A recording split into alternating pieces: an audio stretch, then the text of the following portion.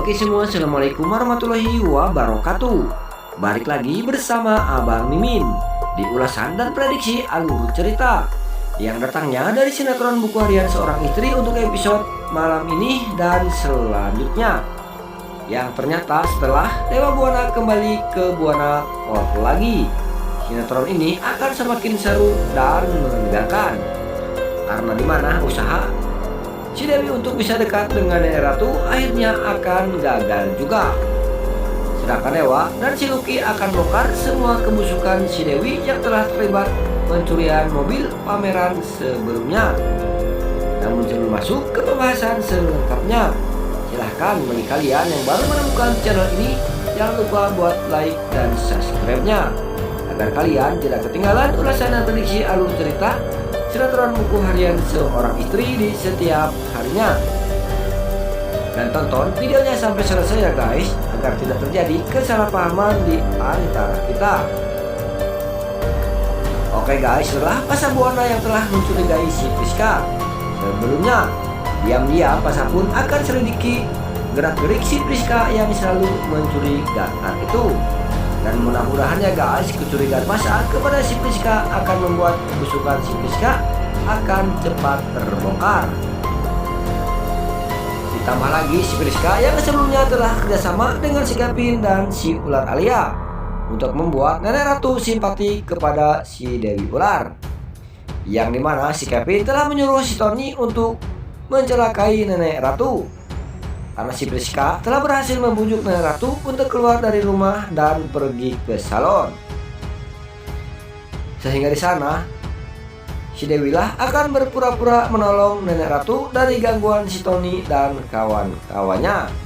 Dan dengan begitu Nenek Ratu akan simpati kepada si Dewi Ular itu. Namun ternyata guys, rencana mereka tidak berjalan dengan lancar karena Nenek Ratu tidak jadi pergi ke sana. Karena Nenek Ratu akan mengurusi surat wasiat harta warisan yang diberikan kepada Dewa Buana. Sedangkan sisi lain guys, yang sebelumnya si Kevin dan si Ular Alia yang telah menyuruh si Tony untuk mencari penadah mobil sport hasil curian dari pameran sebelumnya, nampaknya itu semua tidak bakal terjadi karena setelah Tony dapat penadahnya dan mau menjual mobil itu, tiba-tiba polisi datang dan menggerebek tempat itu, sehingga Tony pun akan ditangkap polisi dan akan diinterogasi oleh polisi.